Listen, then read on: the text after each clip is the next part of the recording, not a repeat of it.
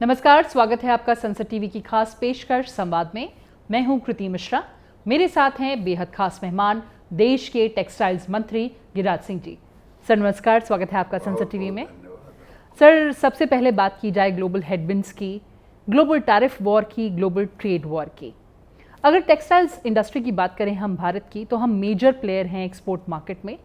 आपने अभी फिलहाल इंडस्ट्री प्लेयर्स के साथ एक मुलाकात भी की। किस तरह से आगे भारत की तैयारी? देखिए, एक तो सर्वप्रथम सारे इंडस्ट्री के लोग एक्सपोर्टर आए थे। उन्होंने पहले एक प्रस्ताव अंत में पास किया कि देश के प्रधानमंत्री ने जो स्टैंड लिया है भारत के किसानों के लिए, हम उस स्टैंड के साथ हैं। क्योंकि प्रधानमंत्री का भी थीम रहा है, हम आपदा में भी अवसर खोजते हैं। आपको याद होगा कोरोना जैसा टेक्सटाइल ने झेला है हमने आपदा में, और आज भी मैं एक छोटा सा, हमें कोई टेंशन नहीं है। लोग बहुत, हम अभी यूएसए के साथ वार्ता चल ही रही है जी। हम निराश नहीं हुए हैं। हमारा लगभग 11 बिलियन डॉलर का 10.8 बिलियन डॉलर का उनके साथ टेक्सटाइल का कारोबार है। ऐसे अगर रुपये में देखें तो लगभग 90,000 करोड़ का है, 1 लाख करोड़ का लगभग। हमारे पास प्रयास जारी है कि उनसे, लेकिन हमारे एक बाजार भी, अल्टरनेटिव बाजार भी खुले हैं। जी। उसमें रसा भी है, ब्रिटेन भी है, जापान भी है, फ्रांस भी है, उसमें कई और देश हैं। मैं देश गिनाने लगूं तो ज़्यादा समय लग जाएगा। दूसरा मैं कह रहा हूं, ग्लोबल मार्केट जो एक्सपोर्ट का है, जो इंपोर्ट करते हैं देश, लगभग 800 बिलियन डॉलर का। ठीक है, हमें ये अवसर कैसे प्रदान कर रहा है कि हम अब दुनिया को भी टारगेट कर रहे हैं। अभी हम सॉफ्ट जोन में चले गए थे, अमेरिका कर रहे थे, अमेरिका भी करूँगा, और अल्टरनेटिव मार्केट भी। हमारे 15, हम अभी 27 देशों से ऊपर एफटीए है, जो यूपीए सरकार में केवल 5 देशों से था। हमारा यूरोपियन मार्केट भी खुला हुआ है। अगर मैं कहूं कि 15 देशों में हमारा एफटीए है, उसका टोटल मार्केट अगर आप देखेंगे 200 बिलियन डॉलर का है। हम केवल 11.5 बिलियन डॉलर ले रहे हैं, जिससे हमारा एफटीए है। तो मुझे तो लग रहा है कि प्रधानमंत्री के निर्देशानुसार, उनके गाइडेंस में, कि आपदा में अवसर कैसे खोजा जाए। आपदा में अवसर खोजा है, सारे इंडस्ट्री जोश में है, और वो जोश है, हम 11 बिलियन डॉलर पर अगर काम कर रहे हैं, हम उनसे भी बात करेंगे, लेकिन हम 100 बिलियन डॉलर तक कैसे जाएं अन्य देशों में, वहाँ हम जाएंगे। 65 डॉलर का मार्केट है, हम 2 बिलियन का कर रहे हैं, तो हमारे लिए अपॉर्चुनिटी काफ़ी है। सर, मार्केट डाइवर्सिफिकेशन की आपने बात कही, और कौन कौन सा टारगेट है आपके जहन में? आगे किस तरह से हम बढ़ सकते हैं?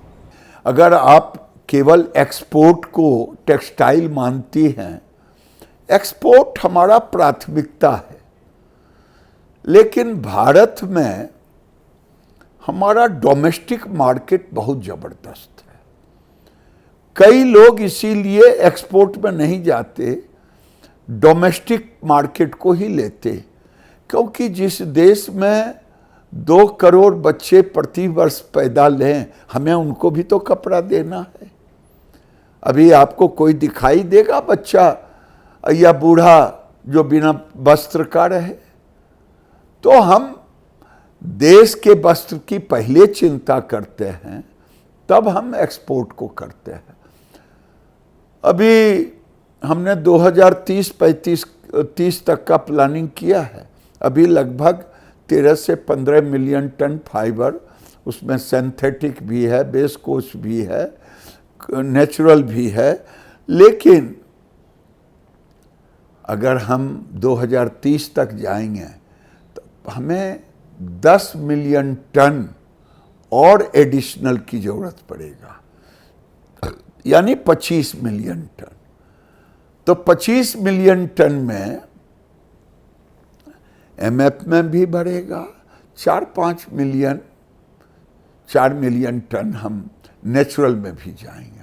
और नेचुरल में अभी हम मिल्क वीड को एक ऐसा जिसके पर हम काम कर रहे हैं, रैमी पे हम काम कर रहे हैं। हम अभी लीलन फाइबर दुनिया से इंपोर्ट कर रहे हैं, इतना तेजी से बढ़ रहा है। 22-23 में था मात्र 21,000 मेट्रिक टन, और वो 24-25 में हो गया 44,000 मेट्रिक टन। अब रेमी मैं फ्लैक्स जिसे लीलन कहते हैं, बेल्जियम के साइज का हो गया। हम ऑफ सीजन में ठंड मुल्कों में, ठंड स्टेट में भी पैदा ट्रायल कर रहे हैं और गर्म प्रदेशों में भी कर रहे हैं। तो आने वाले दिनों में हम रेमी और लीलन को टारगेट कर रहे हैं, मिल्क वीट को टारगेट कर रहे हैं। हम बैम्बू फाइबर जिसकी चर्चा सब लोग करते हैं, बड़ा ठंडा, बड़ा गर्म, लेकिन आज कोई वो पल्प के माध्यम से है जिसे बेसकोस आप कहते हैं। लेकिन दुनिया सस्टेनेबिलिटी का जमाना है। हम नेचुरल बैम्बू मैकेनिकल फाइबर पर काम कर रहे हैं जो ट्रायल हो चुका है। तो ये सब हमें एक नया स्ट्रेंथ देने वाला ये हो रहा टेक्सटाइल।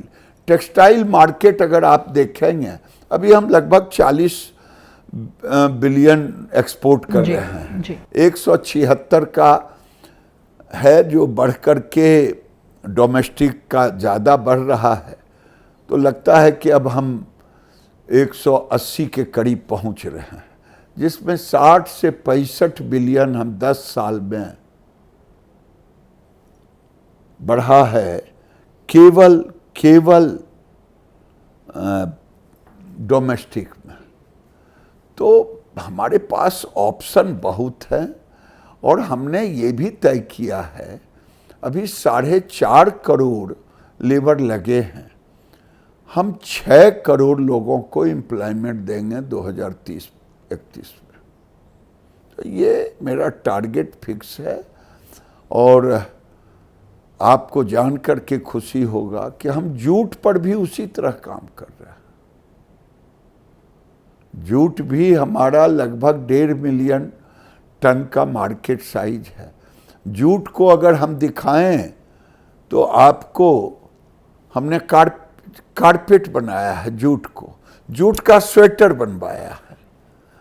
तो ये डाइवर्सिफिकेशन करके हम जूट मिलों की आमदनी बढ़ाएंगे तो जूट मजदूरों का भी बढ़ेगा, जूट किसानों का भी बढ़ेगा। हम जूट को केवल जूट बैग के लिए नहीं, बल्कि ह्यूमन कंजम्पशन से लेकर के डाइवर्सिफाई प्रोडक्ट होम टेक्सटाइल में पर्दे से लेकर के सोफा तक का, और आपको चाहेंगे तो पता भी नहीं चलेगा, पता भी चलेगा कि ये जूट का है। तो ऐसा हम टेक्नोलॉजी पे काम कर रहे हैं, टेक्नोलॉजी के साथ काम कर रहे हैं। तो मुझे ये फक्र है कि टेक्सटाइल आने वाले दिनों में कृषि के बाद जो सबसे बड़ा सेक्टर है रोजगार देने का, ये बना रहेगा। सर, आपने बात करी डोमेस्टिक कंजम्पशन की, आपने साथ ही साथ बात की किस तरह से टेक्नोलॉजी ला रहे हैं, लेकिन सर हमारा जो टारगेट है $100 बिलियन बाय 2030, उसके लिए क्या रोड मैप है? मैं रोड मैप उसको बताया ना कि हम नए देशों को टारगेट करेंगे और रोड शो भी करेंगे, इंडस्ट्री के लोग जाएंगे। हम इसी क्रम में एक PLI लाए हैं, टेक्निकल टेक्सटाइल। 2014 के पहले टेक्निकल टेक्सटाइल का काम यहाँ नहीं था। अभी हम 3 बिलियन एक्सपोर्ट भी कर चुके हैं, 2014 के पहले नहीं था। उसके 11-12 वर्टिकल हैं, एग्रीकल्चर से लेके मेडिकल से लेके हाइजीनिक तक और कार्बन फाइबर तक, जो एरोस्पेस से लेकर के जो आज ड्रोन का सुनते हैं मार गिराया, ड्रोन से लेकर के हमें डिफेंस से लेकर के आज जो आप बैलून गाड़ियों में, वो भी कार्बन फाइबर है। उम्मीद मैं करता हूँ 2026 में एस्टैब्लिश हम कर लेंगे। हमें टेक्नोलॉजी, बाहर से भी लोग आना चाह रहे हैं कार्बन फाइबर के लिए, तो हम कार्बन फाइबर पर भी काम कर रहे हैं। आपको जान करके खुशी होगी जिस ढंग से लोगों की आमदनी बढ़ती जा रही है, जागरूकता बढ़ती जा रही है। ये सैनिटरी पैड है, ये टेक्निकल टेक्सटाइल का हम इंपोर्ट करते थे, लेकिन आज हम इंपोर्ट को रोक दिए हैं। और जो ये मार्केट आज की तारीख में 20-25 हजार करोड़ का है, जो अनुमान है 30 तक 50 से 60 हजार करोड़ का होगा, डायपर का मार्केट। तो हम कई सेक्टर में, और टेक्निकल टेक्सटाइल हमारे लिए बड़ा मार्केट होगा। अभी वर्ल्ड एक्सपो लग रहा है जापान में, यहाँ के इंडस्ट्री के लोग जा रहे हैं जी। तो 10,000 से ऊपर 10,685 करोड़ का हम उसके लिए खास करके PLI लाए हैं। और आपको जान के खुशी होगा कि 80 इंडस्ट्री ने उसमें रजिस्टर्ड किया है। और इस साल भी हमने विंडो खोला है, अभी 14 लोगों ने अपना क्वेरी भेजा है। उम्मीद करता हूँ 20-25 लोग और खोलेंगे। तो टेक्निकल टेक्सटाइल आने वाले दिनों में एक बड़ा मार्केट बनने वाला है टेक्सटाइल का, तो ये भी एक मेरा बड़ा मार्केट होगा। सर, जितना फोकस आपका सस्टेनेबिलिटी पर है, इसका इम्पैक्ट आगे जाकर हमारे कार्बन फुटप्रिंट जो टेक्सटाइल इंडस्ट्री है उस पर कैसा पड़ेगा? मैं आपको एक उदाहरण दूं। अभी यूनाइटेड नेशन ने एक new age fibre, sustainable fibre पर एक सेमिनार किया, न्यू एज फाइबर पर। तो हमारे एडिशनल सेक्रेटरी गए थे। उसका उद्देश्य था कार्बन फुटप्रिंट को कम करना, क्योंकि यूरोप ने कह दिया है कि recycle fibre must 20% added in textile sector, garments में। भारत अभी देश का, दुनिया का सबसे बड़ा रिसाइकिल देश हो गया है, फाइबर का, रिसाइकिल फाइबर का देश। एक तो ये है। लेकिन जब हम cotton, milkweed, ramie, linen, bamboo ये सब पढ़ाएंगे तो दुनिया के पास सस्टेनेबल फाइबर नहीं रहेगा। अभी देखिए अमेरिका का, देखिएगा एवरेज एज मोर देन 40 है, 50 के करीब।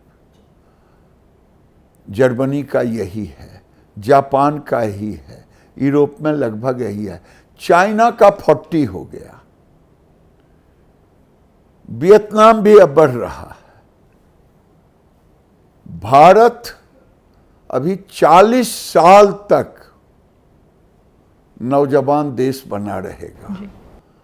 तो जो ऐसे लेबर इंसेंटिव होंगे वो भारत से कोई compete नहीं करेगा। सर, टेक्सटाइल क्लस्टर्स पर आपका काफ़ी फोकस रहा है, किस तरह का आउटपुट देख रहे हैं आप? भारत में टेक्सटाइल पार्क हुआ करते थे, छोटे छोटे, स्मॉल, 50 एकड़, 100 एकड़, 200 एकड़। लेकिन देश के प्रधानमंत्री ने कहा कि इकोसिस्टम हो और मिनिमम 1000 एकड़ का हो। आज 2000 एकड़ तक का 7 पीएम मित्रा पार्क हमने किया है और उम्मीद कर रहे हैं 25 के अंत तक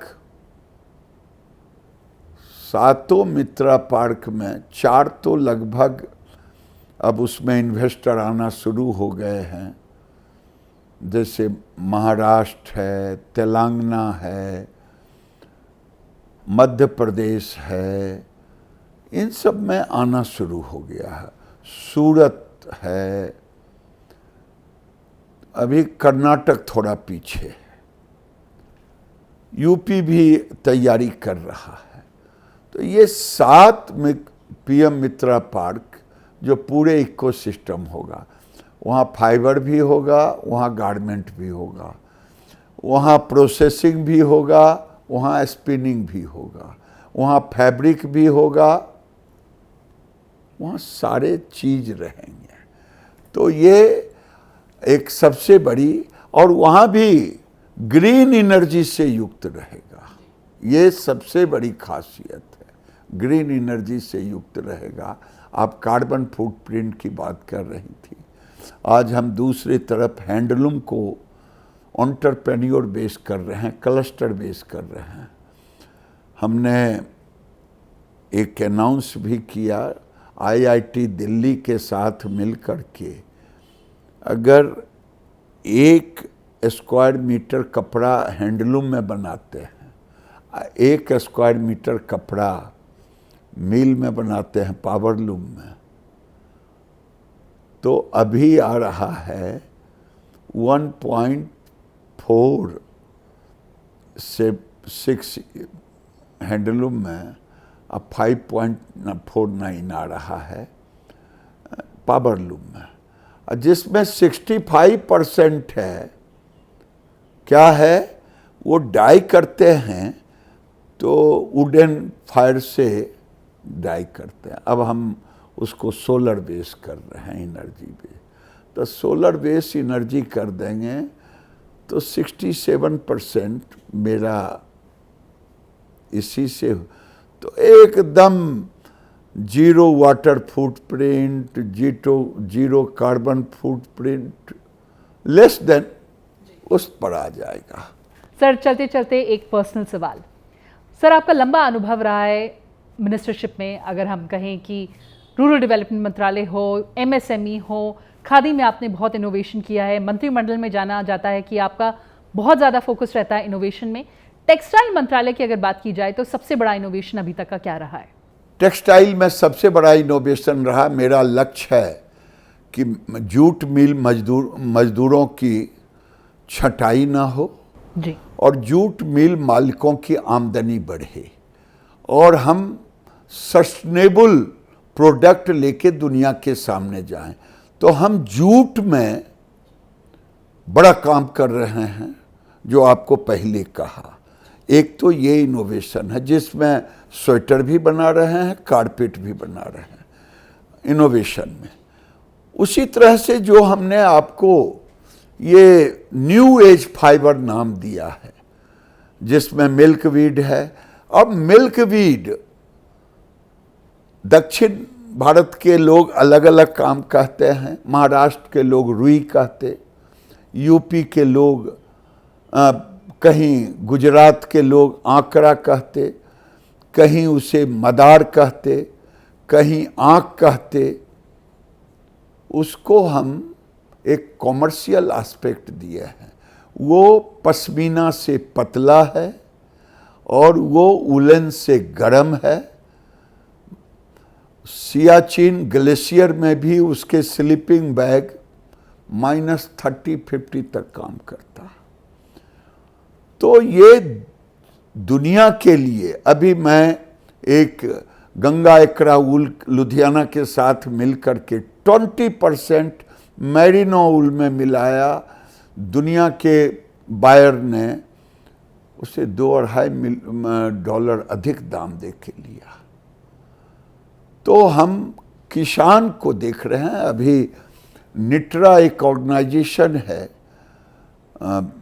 इंडस्ट्री के साथ मिलके भारत सरकार, वो गाजियाबाद में, इस बार हम 2000 kg से ऊपर, 2 टन से ऊपर वह लसपन को दिया हूँ, वो क्विल्ट बनाते, किसी को इसको गंगा एकरा वूल को सबको दिया हूँ।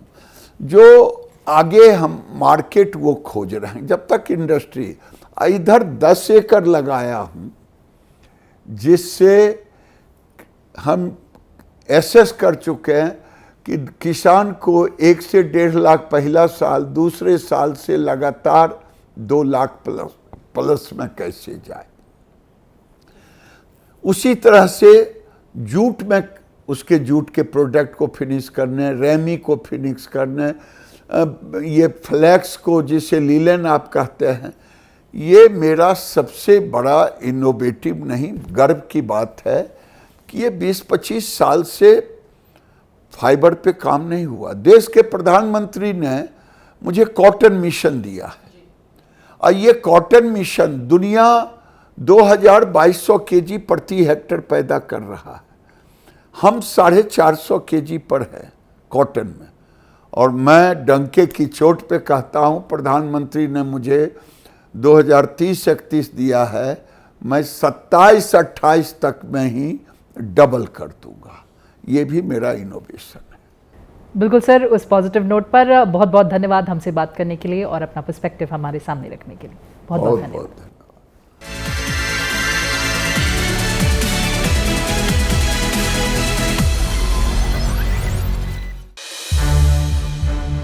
संसद टीवी के और भी प्रोग्राम्स देखने के लिए सब्सक्राइब करें हमारा YouTube चैनल और हाँ, इन्हें लाइक और शेयर करना ना भूलें।